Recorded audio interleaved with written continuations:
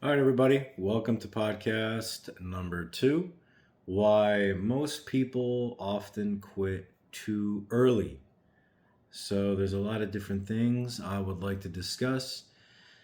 Maybe break it down into 6 or 7 micro sections, and let's jump right into it. So, first, most people don't fail because they're incapable. They fail because they quit during the phase. And when I say phase, I mean that short period of time that seems endless, but in reality is actually finite. Because they don't see progress during that period. So they give up. So the theme of this episode is essentially being able to ascertain and discern what that point or those points are when you set out a goal to accomplish it, to make sure that you do not throw in the towel too easily or too soon. Again, because many people are capable of setting out to accomplish what they want to. They simply don't because they give up too early. So let's jump right into it. So there's this concept of invisible compounding. Now that sounds fancy, but really it's extremely simple. And it builds off what I just introduced. So, for example, most growth occurs before it's visible. Take, for example, going to the gym, doing exercise, or better yet, going on a diet. Now, everybody's been there in their life. Even if you're on the younger end of the spectrum, you're in your early 20s, chances are you've done something at some point in your life to lose weight or to get cut or to gain muscle or to lose fat or a combination thereof. So that all circles back to the point that the first few weeks feel almost pointless. Your body begins to change internally before you can see external results. And that is the period of time a lot of people throw in the towel. But it's too soon. It's too early. Just because you can't visually discern the results doesn't mean you're not taking steps toward the goal. A business example would be trying to build your reputation. So, take me for example. 14 years ago, when I started my first firearms training school, nobody knew my name, nobody knew who I was, and I had no students. I remember I taught my first class out of my garage with forced propane space heaters, okay? And I even had one of my first students say, oh, well, this environment isn't conducive to learning. But I actually turned that to my advantage, and I ended up becoming friends with him. And you have to be ready for opportunity when it knocks. And that is also a part of success and achieving your goals. So there's a lot to do with the business side of it as far as quitting before you actually make something of it. Because a lot of it has to do with trust building as well. And that takes time. And you may give up too soon or too easily, because that is a result that isn't necessarily like a metric that you can actually measure in real time with numbers. So it's a little bit difficult to gauge whether or not you're actually making progress.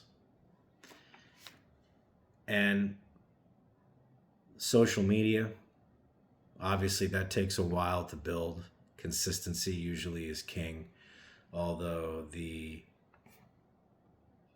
nature of social media is ever changing. But consistency is definitely king, and also audience familiarity is very important as well. So basically, one of the reasons that people tend to quit too soon is because the visible compounding usually isn't visible early on. It's visible too late, or only would have been visible if you hadn't quit when you did. This runs into delayed momentum.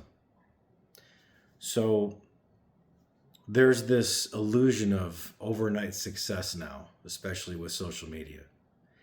And really, it's not overnight success, it's years of invisible groundwork. There's a ton of things that you have to do to accomplish the goal that the outside observer would never know, they would never see. And a lot of those things are internal, some of them internal demons that you must fight, including self-doubt, anxiety. Am I good enough? Can I really do this? But it's kind of human nature to think that. So you have to learn that that's how it is. And you have to overcome that. And from my personal frame, I built the business from the ground up, and it took years. And along the way, I met what I would consider to be many haters. And of course, they wanted to see me fail. But I couldn't give them the satisfaction. And it's funny because my father always used to tell me, one of the best forms of revenge is success. So you can shove your success right into your haters' faces. And some of my haters are successful in their own way right now. I can think of one off the top of my head. I won't name him here, but if he listens to it, he probably knows damn well who he is. And honestly, I don't really care that he's successful. But you know what?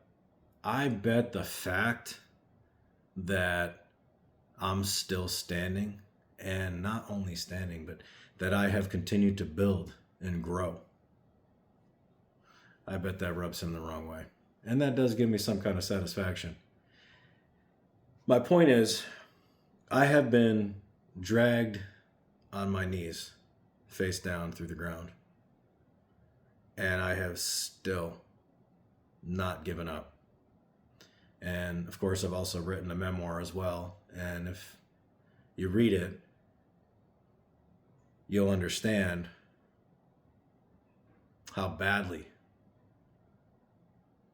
I wanted to give up, but I never did. And it paid off in the end, big time. Now let's segue into why this early growth feels so unrewarding. Because humans are wired for immediate reinforcement emotionally. So when we don't have that instant gratification, when we don't have that immediate dopamine expectation satisfied, that instant gratification, we tend to think, even subconsciously, well, this isn't working. Even if it's working perfectly, exactly as intended. So, this is like your first sales in business, your first podcast listeners, your first clients, your first gym class, your first diet, things like that. So the reality is slow but sure accumulation over time. And the beginning is psychologically brutal because effort and reward don't seem cohesive. They don't seem to act as a unit. They seem disconnected. And I have to touch on this briefly. Social media nowadays distorts expectations exponentially. And I know many of my viewers are older. Not teenagers, but especially for today's teenagers. They literally view themselves and their lives through the lens of social media, including TikTok here, Facebook, Instagram, formerly Twitter is X now, and YouTube. And, you have to realize that one of the major root causes of depression is simply comparisons. Just like one of the root causes of early cardiovascular issues, such as a heart attack, are chairs. Because people sit too much, people are sedentary too much, and that can equal heart disease because it's a humongous contributing factor. This is the same for social media. It is so distorting to reality, especially for younger people. Now, I'm almost 40, so I grew up building computers in the early and mid 90s. And I actually got my A+ certification when I was 12.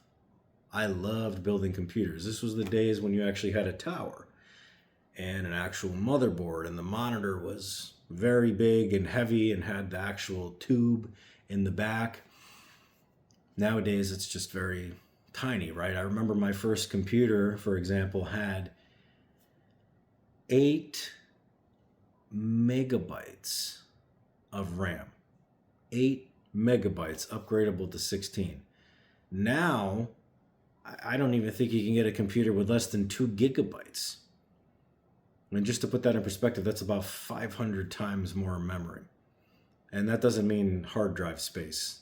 That's random access memory. So that has to do with basically how many things your computer can process simultaneously. So my point is, a lot of things are changing. And you have to realize that in today's environment, it's very easy to fall into the hole or rabbit hole, if you will, of constant comparisons. Because you really should not be making comparisons, because comparisons can kill your dreams.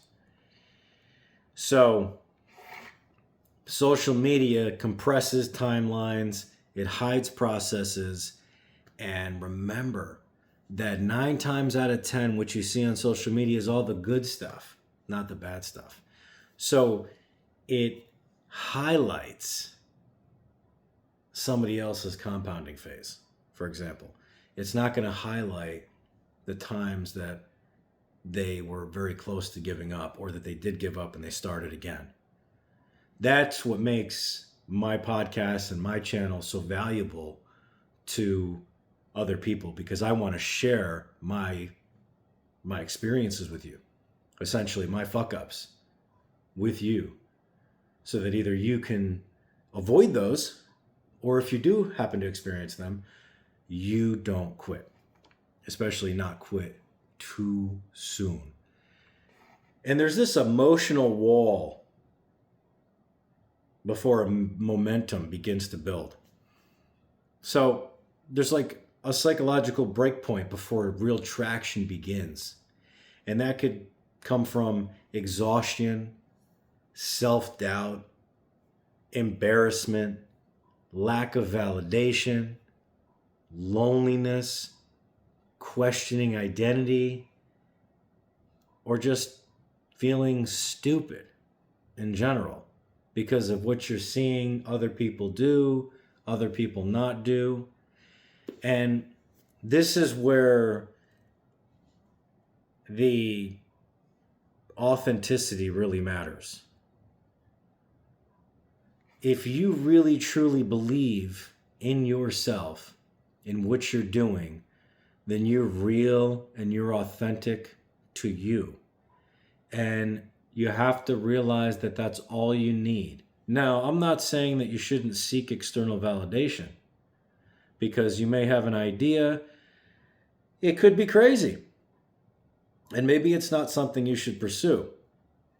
For example, a lot of times in school, especially in grade school, the teacher will say, "Oh, well, raise your hand if you have a question, because there's no such thing as a stupid question."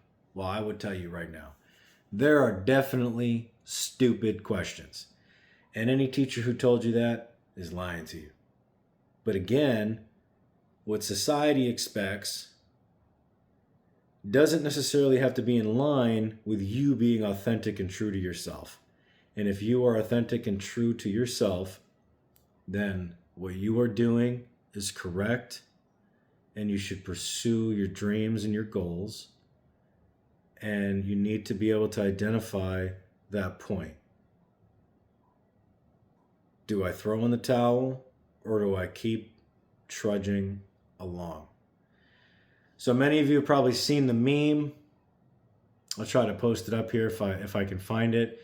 But it's basically this guy with a pickaxe, and then there's a guy above him with a pickaxe, and they're essentially going through, and they are kind of mining, for diamonds, essentially. That's basically what it is. And the guy in the bottom stops and he gives up. You can see him walking away with his pickaxe like this. And he's like this close. He's inches away from hitting the diamonds. Whereas the guy on the top, he kept going and he got the diamonds. And that is a very good illustration of what I'm talking about. Do not give up too soon. And sometimes it's that unknowing, that not knowing, that is the most difficult thing to deal with. So you have to realize that emotional wall filters most people out. So I want you to be aware of that. Now, why consistency matters more than intensity. So let me explain. So sustained repetition beats emotional bursts. So let me relate this back to me when I started my business.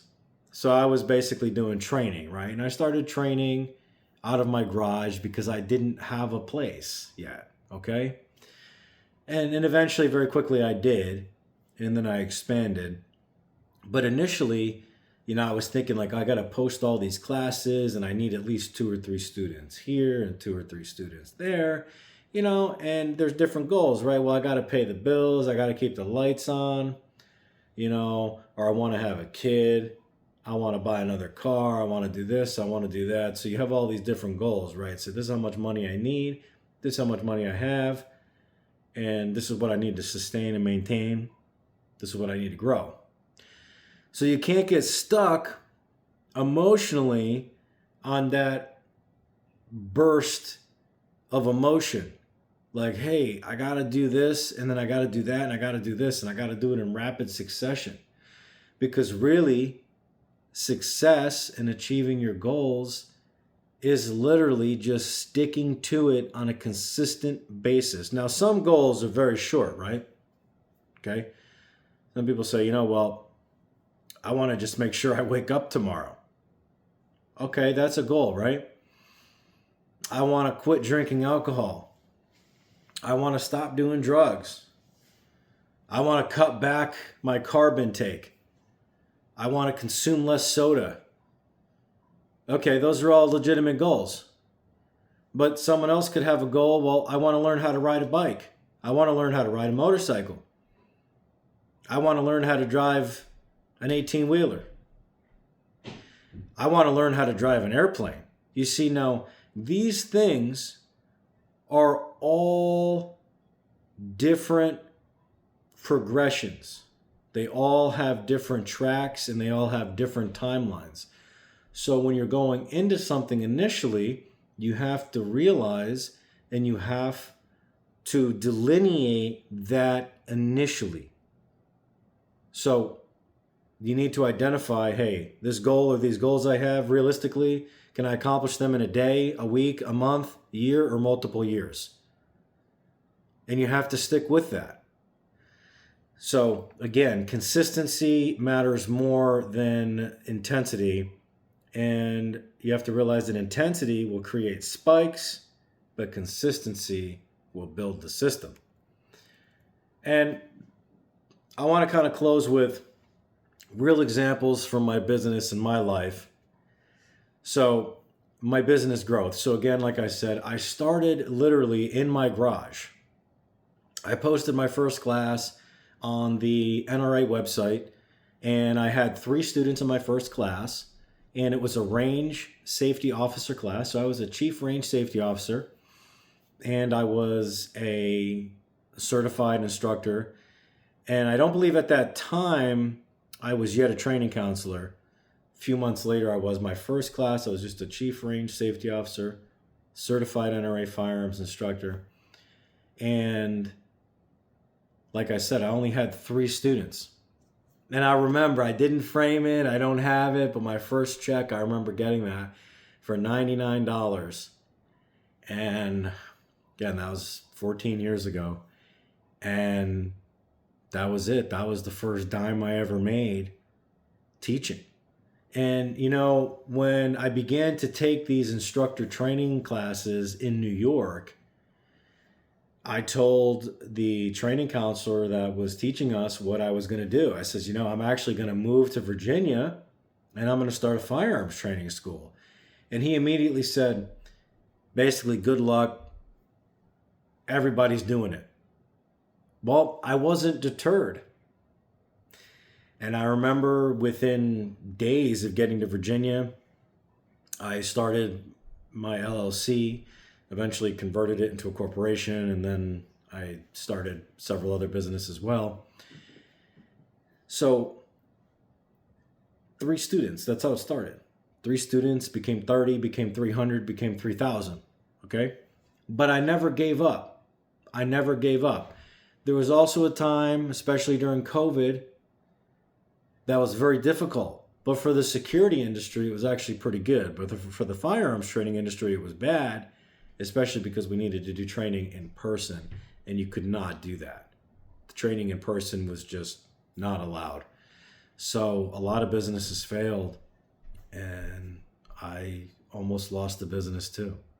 So there's not all peaches and cream effect with business and achieving your goals. But again, knowing when to quit, knowing when not to quit, that is the age-old question. And what I'm trying to explain to you is really only through life experience can you know, and will you really be able to make an informed decision about whether or not you should continue on the path you're on or you should quit. So, last thing, the dangerous phase isn't failure. The dangerous phase is stagnation. Most people quit in silence, and sometimes the system is working even if you can't see it. So again, you need to be patient. You need to be consistent. Remember the concept of delayed compounding in forming your long-term identity. And I'll leave you with this. Most people stop before traction begins. Don't confuse invisibility with failure.